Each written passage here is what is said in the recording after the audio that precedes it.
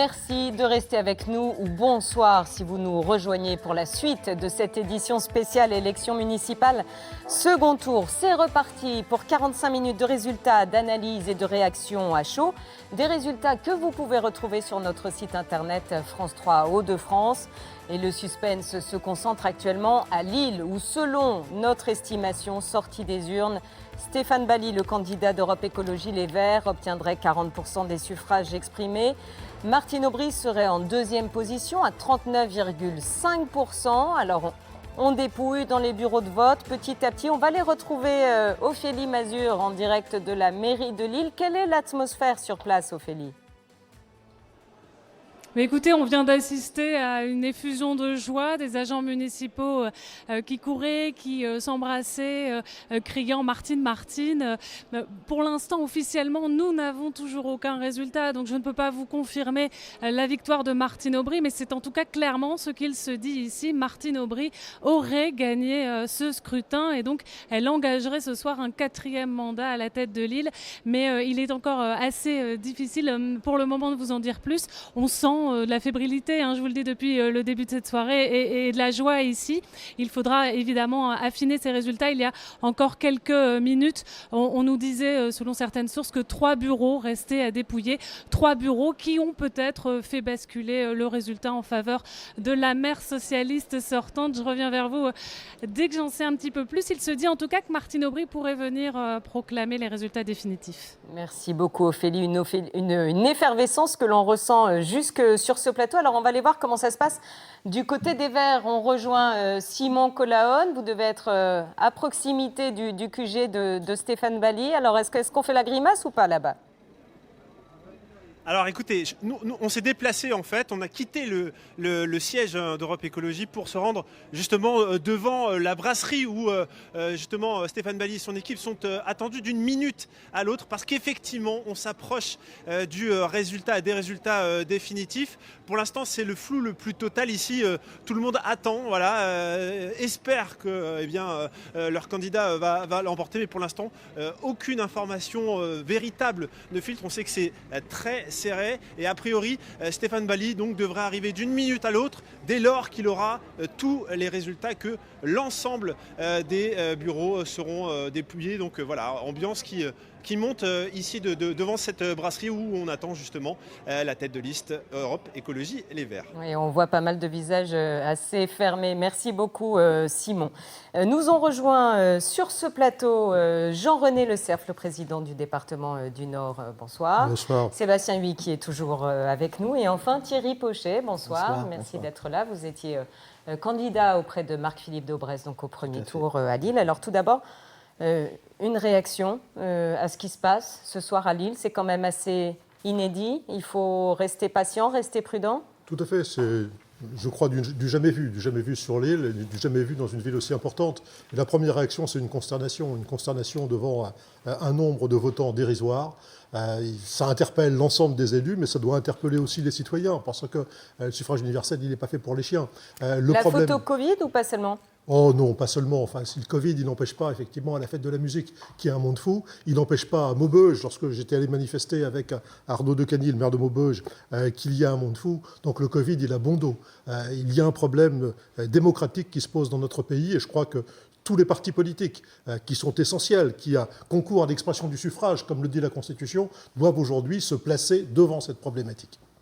Alors on peut aussi quand même reconnaître aux électeurs qu'ils ont pu être un peu embrouillés dans cet entre-deux tours sans fin. On va rappeler un peu ce qui s'est passé au sein de la droite lilloise. Effectivement, pour ceux qui n'ont pas tout suivi, je rappelle que Sébastien Huy, vous souteniez Violette Spielbout, Thierry Pochet, vous souteniez Martine Aubry, idem pour vous, Jean-René Le Cerf, après l'avoir affronté, je vous rappelle, en 2014, et Marc-Philippe Daubresse, lui, bulletin blanc. Alors, messieurs, expliquez-nous ce qui se passe à droite. Les électeurs, à un moment donné, peuvent aussi avoir été un petit peu perdus dans les choix que vous avez faits et dans les positions que vous avez prises, Philippe Pochet. Alors, Thierry Pochet, pardon. Écoutez, nous, on avait vu juste avec Isabelle Mailleux, quand on a décidé de s'exprimer, vous savez, on est dans la ville à longueur de journée.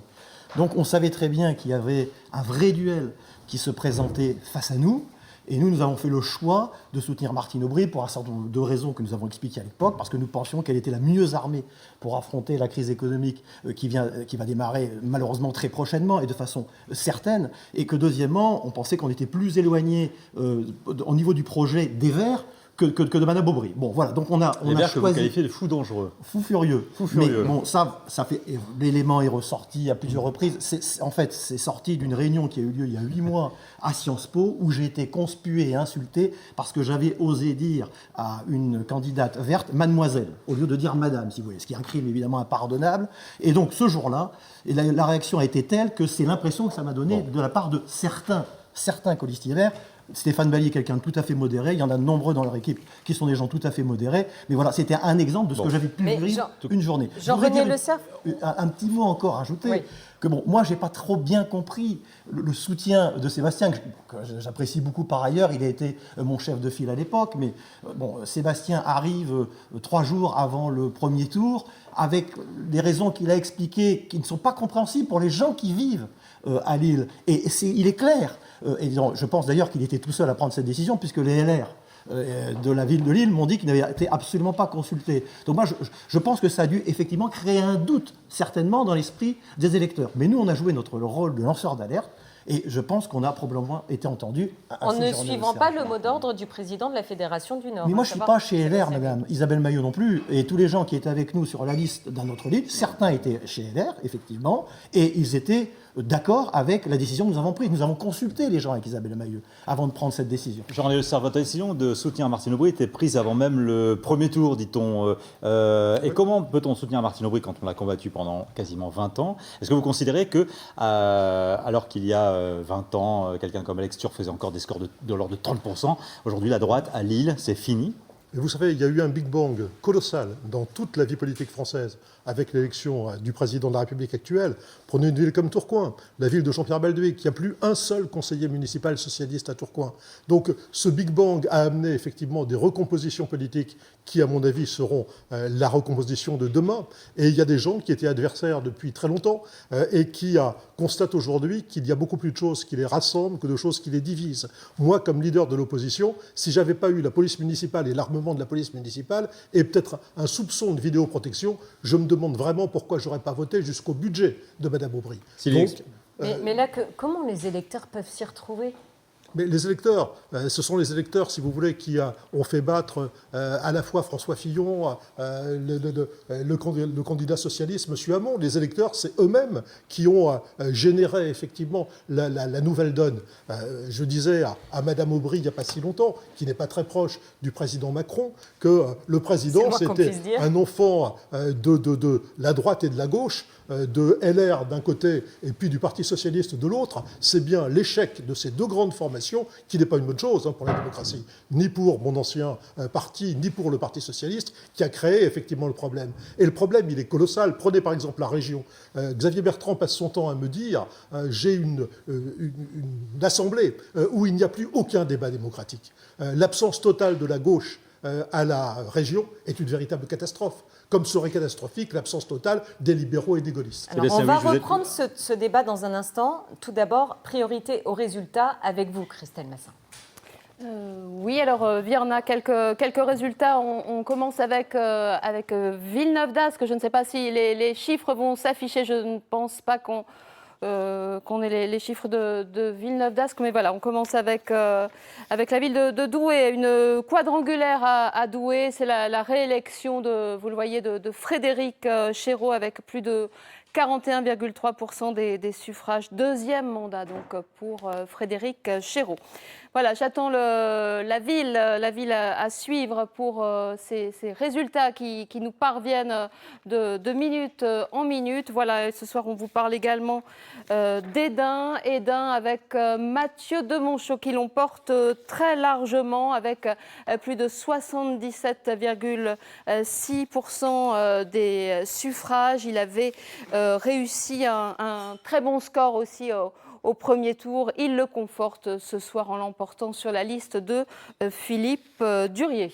Merci beaucoup, Christelle. Alors, pour en revenir au débat sur la droite, notamment lilloise, Comment rassembler une famille si divisée demain dans la perspective des scrutins à venir? Et ils sont nombreux. Comment vous allez faire? Sébastien Huyghe, président des Républicains dans le Nord. Alors moi, je veux bien qu'on fustige les formations politiques, mais j'allais dire à Jean-René Le Cerf, il peut regretter telle ou telle dérive des partis politiques, mais s'il veut remettre les formations politiques dans la bonne direction, en tout cas celle dont il est issu, celle qui lui a permis d'arriver à de hautes responsabilités au Sénat, président du conseil départemental. J'ai été souverainiste dissidente, mon cher collègue, au Sénat. C'est de revenir, oui, c'est une tradition dans le Nord.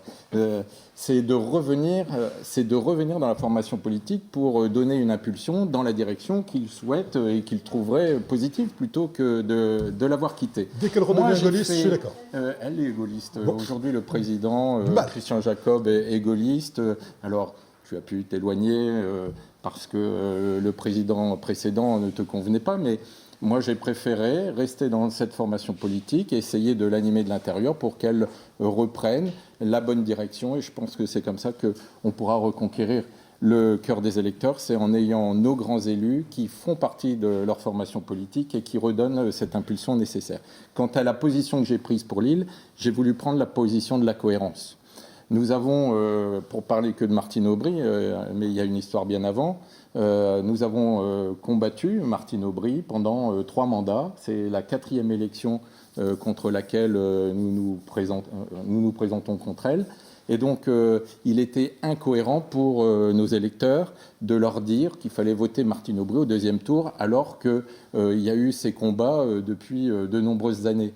Et donc, un électeur de droite pour lequel les responsables politiques disent voter Martine au 2e tour, c'était incompréhensible. Et moi, j'ai fait le choix de la cohérence, c'est de dire nous avons été face à Martine Aubry, nous avons été face aux Verts, puisque je rappelle que pendant ces 3 mandats, ils étaient alliés à la ville de Lille et que l'échec à la ville de Lille, il est collectif. Eh bien, nous devions leur faire la proposition d'une nouvelle voie, d'un programme alternatif. Et je pense qu'il était important pour les électeurs de droite de savoir que l'alternative à Martine Aubry, ce n'était pas seulement les Verts.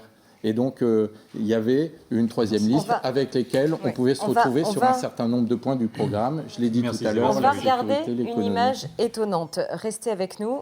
Ça se passe à Aumont, où le maire sortant, Joël Wilmotte, a été battu par son propre fils après une campagne très très difficile. Et regardez, c'est sous les huées qu'il a quitté la mairie.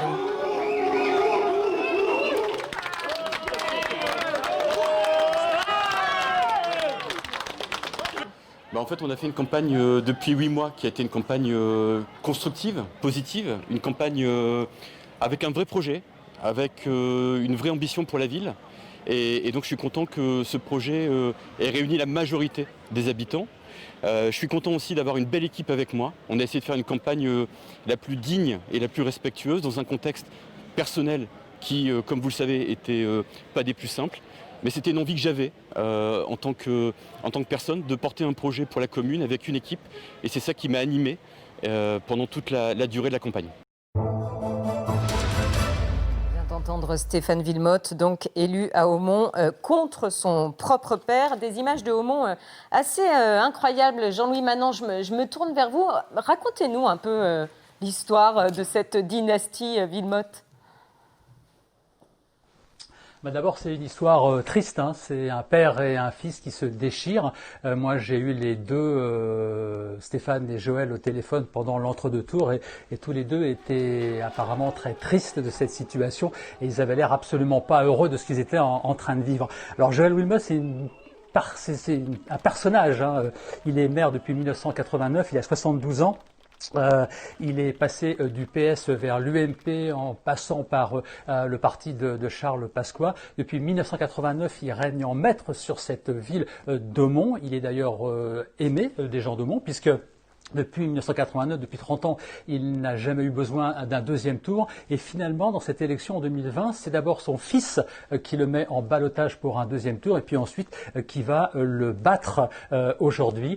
C'est une histoire absolument incroyable quand on sait justement que le fils Il avait été maire de Mons pendant une courte période, pendant 1 an et demi, entre juin 2015 et octobre 2016. C'est son père Joël qui l'avait mis à la mairie pour lui garder la place au chaud. Joël voulait reprendre sa mairie. Le fils Stéphane n'a pas voulu franchement s'effacer. Et bref, tout ça déboule aujourd'hui sur un drame familial dont on vient de voir la conclusion en images. C'est une histoire un peu triste, oui, je vous le disais tout à l'heure. Oui, merci beaucoup Jean-Louis. Il s'en passe des choses à Aumont. Sur ce plateau, bienvenue à Martine Filleul. Bonsoir, vous êtes sénatrice, première secrétaire de la Fédération PS du Nord. Valérie Létard, bonsoir, sénatrice du Nord UDI, vice-présidente du Sénat. Et puis Yannick Broard, le secrétaire régional d'Europe Écologie Les Verts, qui était reparti et qui est revenu. Avez-vous des nouvelles du comptage à Lille? Puisque voilà, c'est toujours le suspense, hein, je le rappelle. C'est toujours le suspense. Ça va jouer, mais ça on le savait déjà en début de soirée, que ça allait se jouer à quelques dizaines, quelques centaines de voix. On attend d'avoir les résultats définitifs. Il y a, semble-t-il, on entend et on voit passer sur les annonces téléphoniques plusieurs annonces parfois contradictoires. On attend de voir, mais bon. Martine Filleul, comment on vit cette attente? Écoutez, c'est très long, mais on sait que le résultat sera serré, donc on s'arme de sérénité et de patience en attendant les résultats définitifs. Mais moi aussi, j'ai un résultat à plusieurs centaines de voix. Pour le moment, il semble que Martine Aubry soit en tête. Martine Filleul, à l'aune de ce qui se dessine ce soir dans le Nord et dans le Pas-de-Calais, laquelle des deux forces, les Verts ou le PS, devient vraiment l'opposition de gauche aujourd'hui dans notre région Nord-Pas-de-Calais? Alors, je voulais revenir sur le fait que c'est vrai que les Verts semblent vouloir absolument prendre le leadership à gauche. Moi, je ne pense pas que ce soit dans ces termes que les choses se passent. C'est du rassemblement que naît une véritable dynamique et c'est dans le rassemblement que des villes ont pu basculer à gauche. À Lille, c'est tout sauf le rassemblement. Et à Lille, eh bien, moi, je le regrette, effectivement. Je regrette qu'il y ait eu cette guerre que je considère comme fratricide et absolument inutile, puisque nous avons géré la ville de Lille pendant 18 ans ensemble et que nous partageons les bilans. Et que le programme, ma foi, n'est pas si différent. Les programmes ne sont pas si différents que cela, mis à part quelques points qui ont été mis en exergue. Eh bien, nous partageons l'ensemble des valeurs et des projets. Yannick Broard n'a pas l'air tout à fait d'accord. Pas tout à fait. C'est sur le constat.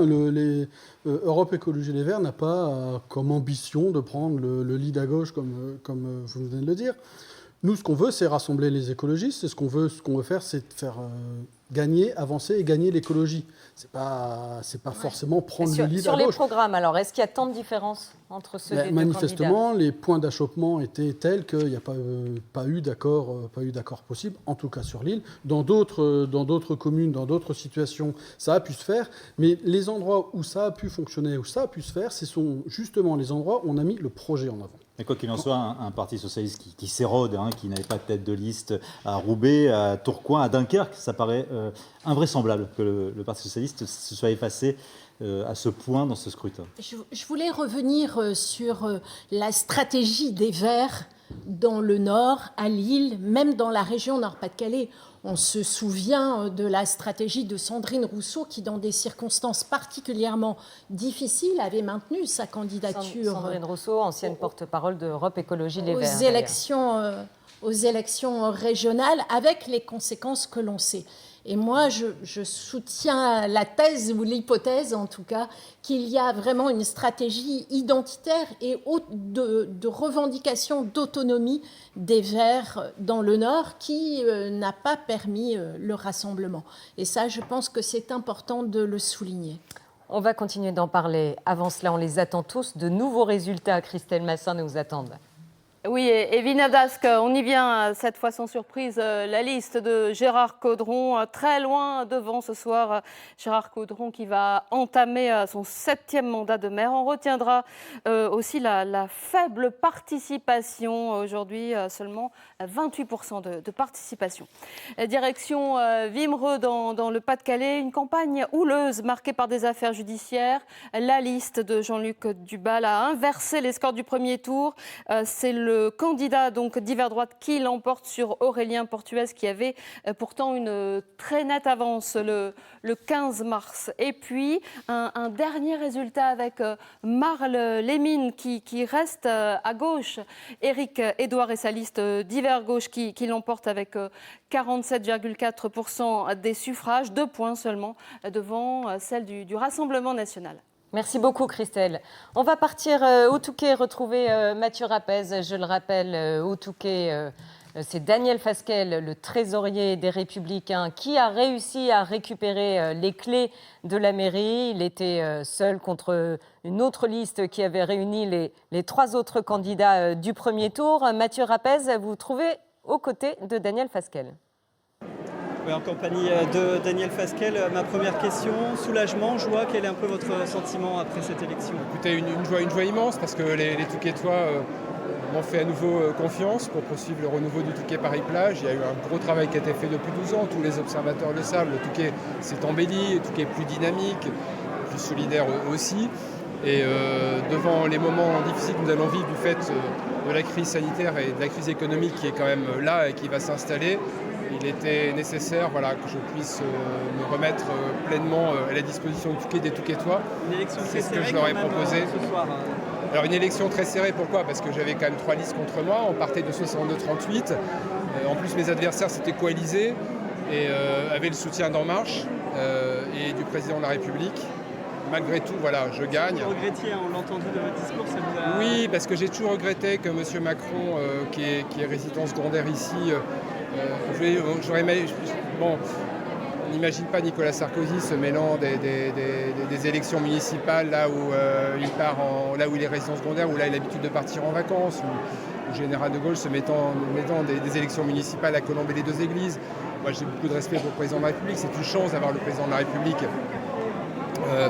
comme résident secondaire du Touquet, parce que c'est un surcroît de notoriété pour la station. Mais est-ce qu'il est vraiment nécessaire que le président de la République, qui a d'autres chats à fouetter, se mêle des élections municipales au Touquet? Il avait déjà fait pour les élections législatives, il a perdu, puisque j'ai battu sa belle-fille. Il le fait au moment des élections municipales. Je bats cette coalition soutenue par En Marche. J'espère que maintenant, on va pouvoir tourner la page et avoir un Touquet qui soit rassemblé et apaisé, et que je puisse, en tant que maire, accueillir sereinement le président de la République. En un mot, justement, là, vous reprenez votre poste de maire, c'est pas ce que vous aviez prévu au départ de cette élection. Ouais. Quittez donc votre poste de député. Et moi, je me suis engagé en politique pour être utile. Et je veux toujours être là où je me sens le plus utile.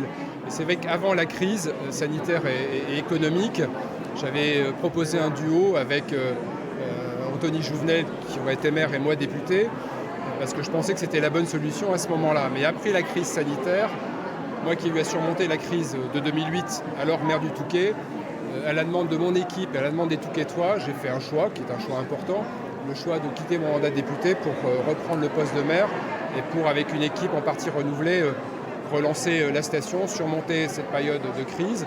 C'est mon suppléant Robert Théry qui me remplacera à l'Assemblée nationale et j'en suis très heureux pour lui. C'est aujourd'hui son anniversaire et j'ai envoyé un petit SMS, c'était mon cadeau d'anniversaire parce que ça a pesé aussi dans la décision que j'ai prise. C'est quelqu'un de formidable.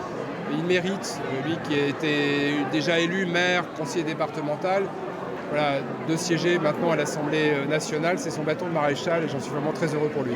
Merci Daniel Fasquelle donc pour cette première réaction après votre élection au poste de maire du Touquet. Merci beaucoup. On file à Lille où Stéphane Bally s'exprime en ce moment même. Votre déception est la mienne. Nous sommes approchés si près du but,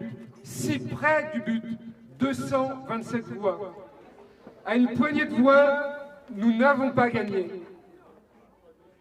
Nous n'avons pas gagné, et j'adresse donc à Martine Aubry, réélue maire pour la 4e fois, et à Violette Pitbout, mes salutations républicaines. Je laisserai de côté ce soir la polémique électorale, les petits incidents qui ont émaillé ces derniers jours. Je voudrais surtout dire à quel point les résultats, le contexte et les enjeux qui sont devant nous doivent tous nous amener à l'humilité et à l'esprit de responsabilité. La démocratie, aujourd'hui, elle est aussi affaiblie quand le taux de participation est aussi faible. Moins d'un Lillois sur 3.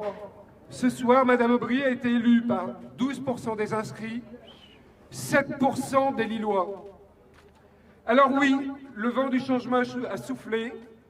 Il est puissant, il ne s'arrêtera pas. Nous ne nous arrêterons pas. Nous sommes au rendez-vous de l'élection municipale depuis 1977 à l'Homme. Et c'est aussi l'occasion de féliciter les copains, les copines de Marseille, de Lyon,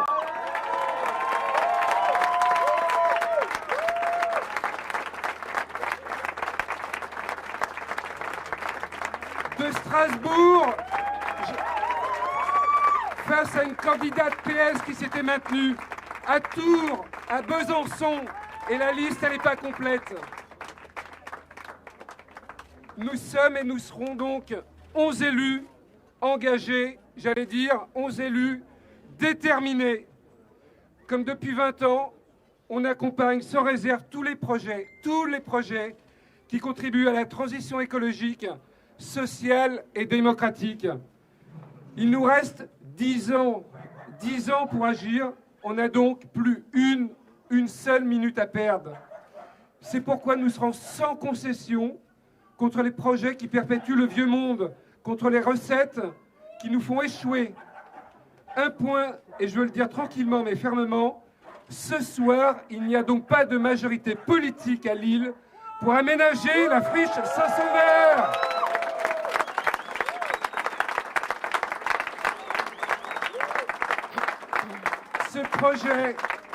Ce projet, il doit être revu avec les Lillois, avec les Lilloises, et nous y contribuerons positivement. Au nom de toute l'équipe Lille Verte 2020, je veux remercier chaleureusement les plus de 15 000 Lillois, Lilloises, Élémois, Élémoises, Lomois, Lomoises, qui nous ont accordé leur confiance. Aujourd'hui, nous nous engageons à être dignes de cette confiance. Vous pouvez compter sur notre sens de l'intérêt général, sur notre présence pour porter durant ce mandat les valeurs qui nous sont si chères, qui vous sont si chères, la responsabilité écologique, l'éthique, l'implication citoyenne, la solidarité, l'émancipation, la coopération, l'humanisme. Un mot pour mes colistiers, mes colistières, et notamment, je pense à Véronique à l'Homme, je pense à Simon à LM. Stéphanie, Marouane, Faustine, Xavier, Julie, Sven, Frédéric, tous les autres, un grand merci à eux. Et voilà, la déception de Stéphane Bally. Martine Aubry, quant à elle, devrait s'exprimer, on vient de me l'indiquer d'ici quelques minutes. Donc au final, 227 voix séparent Stéphane Bally et Martine Aubry. Un comptage définitif au terme d'un suspense insoutenable. Martine Aubry conserve donc le beffroi. Martine Filleul, votre réaction? Écoutez, j'en suis très heureuse. Et puis... Vous avez sifflé un mauvais perdant, j'ai entendu. Ah oui, j'ai trouvé que Stéphane Bally, c'est pour ça que je voudrais le saluer, Stéphane, et saluer également Violette Spielbout, parce que je pense que devant les défis qui vont devoir être relevés, je crois que le travail de Martine Aubry, maintenant, ça va être de travailler en bonne intelligence avec Stéphane, avec Violette, et je pense qu'elle sera tout à fait à la hauteur de la situation et qu'elle saura avancer sur des projets avec ceux qui ont été ses adversaires aux élections municipales. Yannick Brohard. Les propos de Stéphane Bally sont clairs, on reconnaît la défaite. Je ne serais pas aussi... catégorique sur la façon qu'il a de l'accepter.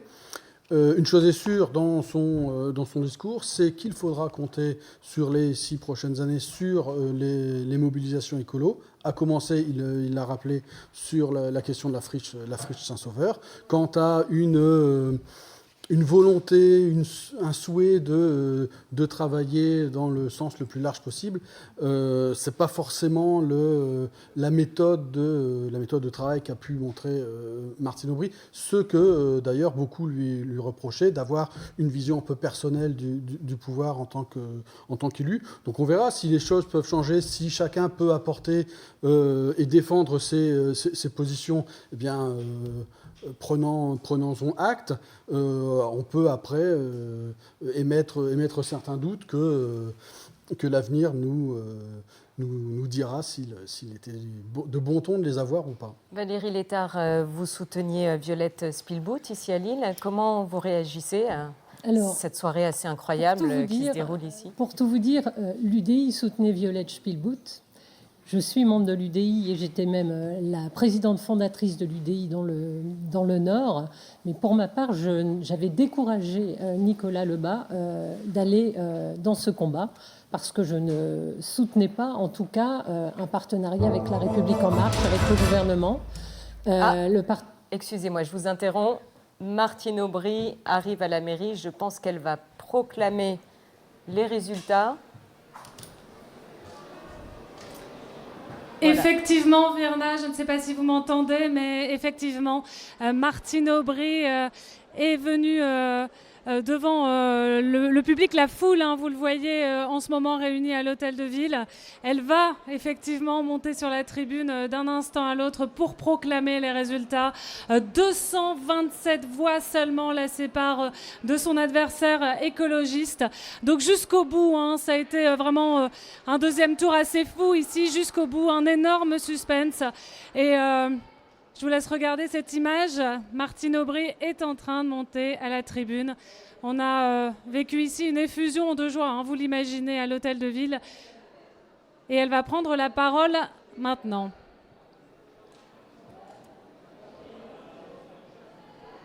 Voilà, elle place toute son équipe sur la scène.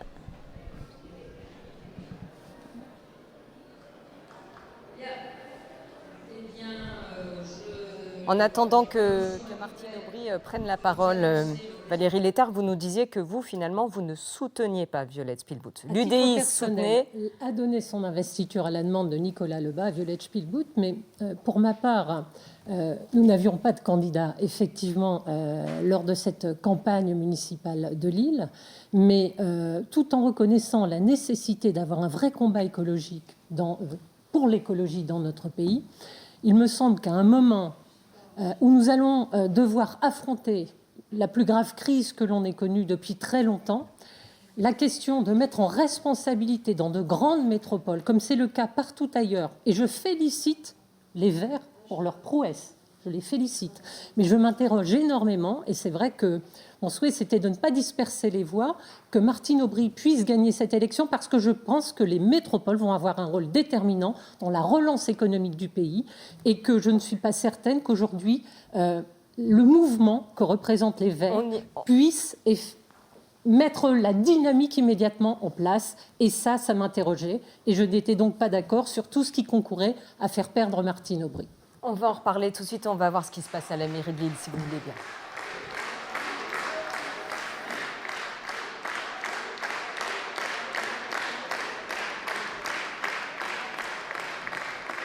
Madame Spielbout, 7 919 suffrages, soit 20,59%.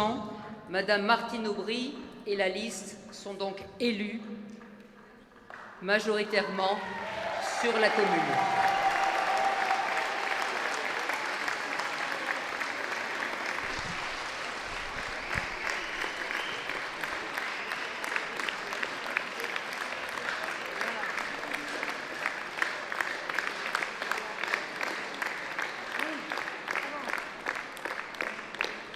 Voilà, je vous dirais que quelques mots ce soir. D'abord, vous dire, quand je regarde les résultats de ces élections municipales partout en France, il y a d'abord une immense tristesse.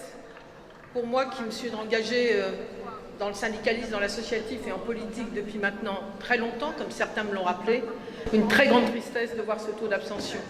Il faut tous qu'on s'interroge, retrouver la politique, la vraie, avec des valeurs, des projets, et apprendre à chacun et à chaque citoyen à repenser collectif, à repenser une société. On en a tellement besoin aujourd'hui. Donc voilà. La deuxième chose, évidemment, un immense bonheur. Il y a tant de choses encore à faire dans cette ville, avec cette magnifique équipe que je remercie, avec tous les militants, avec les Lillois qui nous font confiance aujourd'hui. Voilà.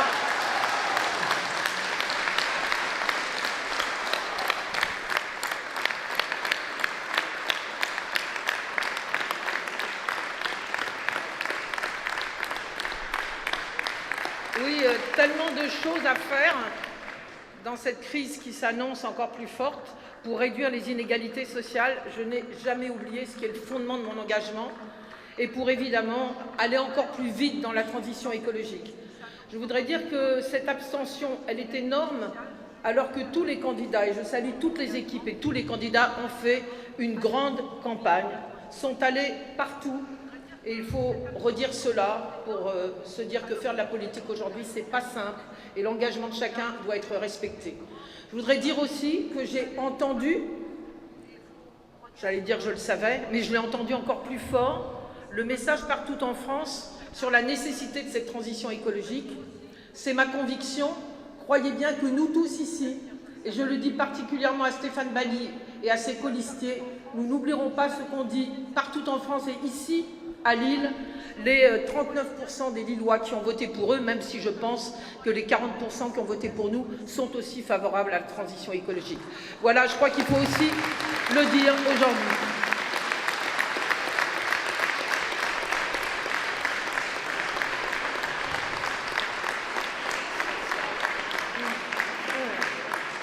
Voilà, donc transition écologique, lutte contre les inégalités sociales, plus encore de démocratie, et puis une ville qui continue à être en mouvement, parce qu'autrement, on ne crée pas d'emploi et on n'est pas auprès de ceux qui sont les plus fragiles.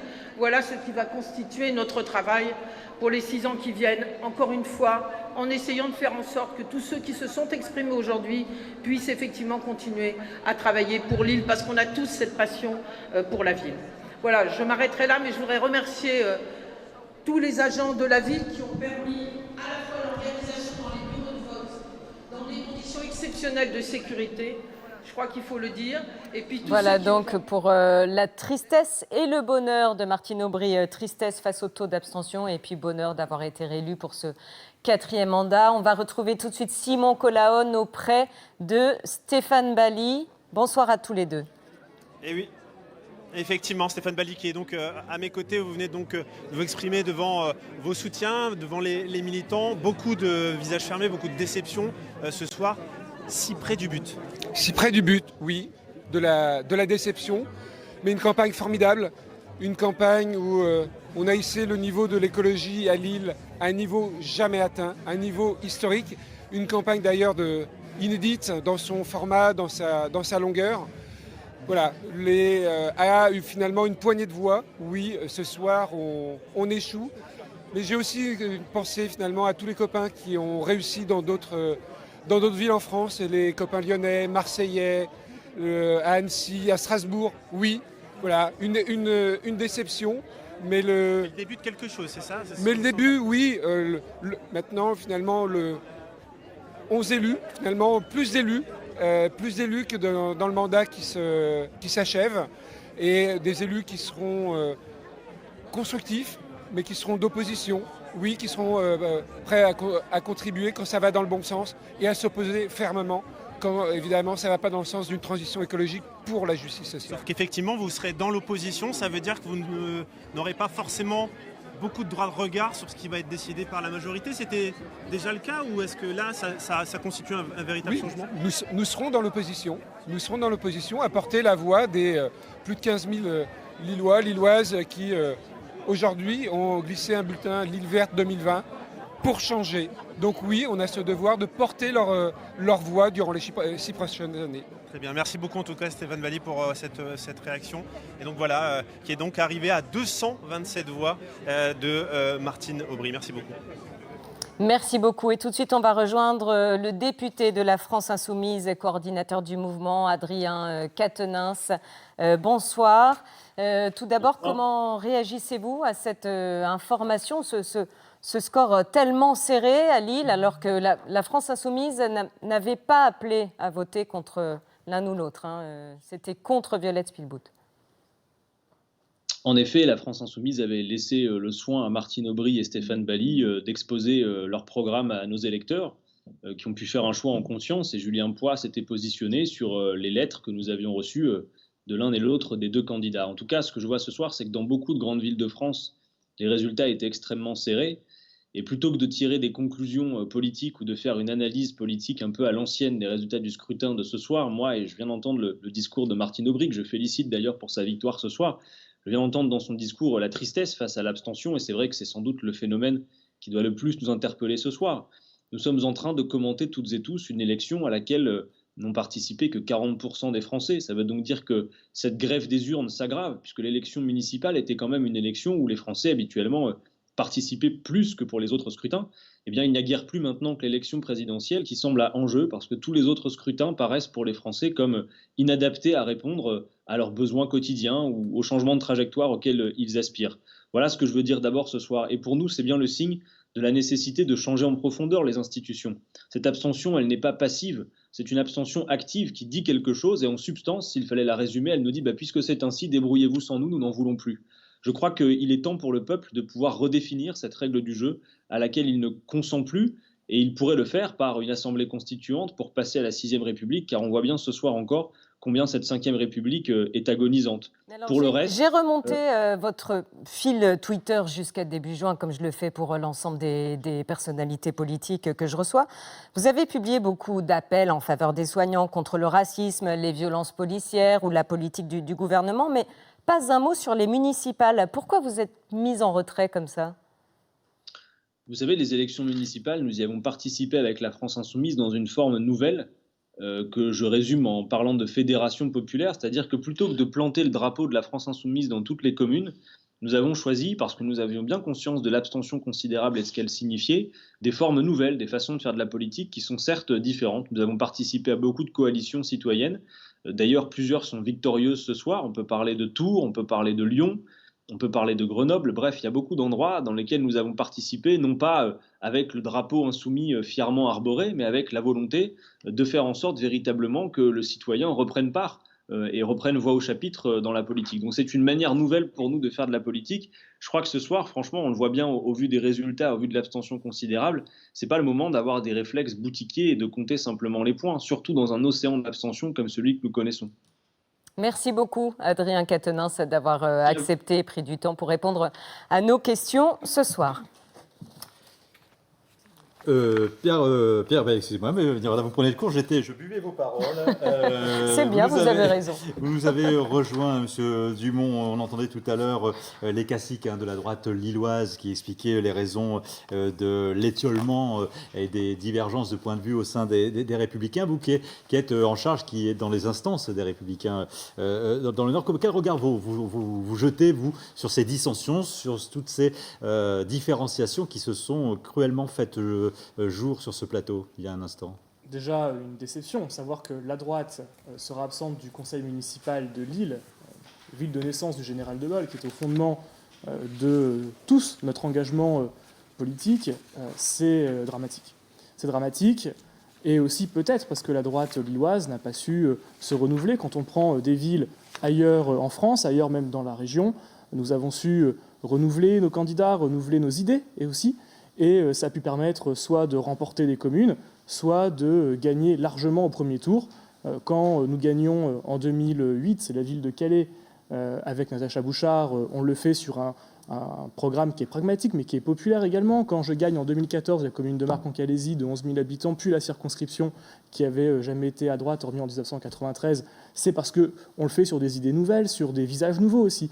Et que entendre cette division qui a lieu sur ce plateau sur est-ce que tu es trop gaulliste, pas assez gaulliste, excusez-moi, mais quand on voit nos adversaires politiques qui sont en train de s'unir, de s'allier les uns aux autres, ça prouve que nous aussi, on doit mettre ces querelles de côté et faire en sorte de pouvoir présenter un visage uni. Certes, nous ne pensons pas forcément la même chose sur 10% du programme, mais si on peut se mettre d'accord sur les 90% restants, ce serait bien. Et partout où, en France, on a su être unis, on a su rassembler nos alliés naturels, par exemple de l'UDI, nous l'avons emporté. C'est une je pense, une leçon à retenir à Lille.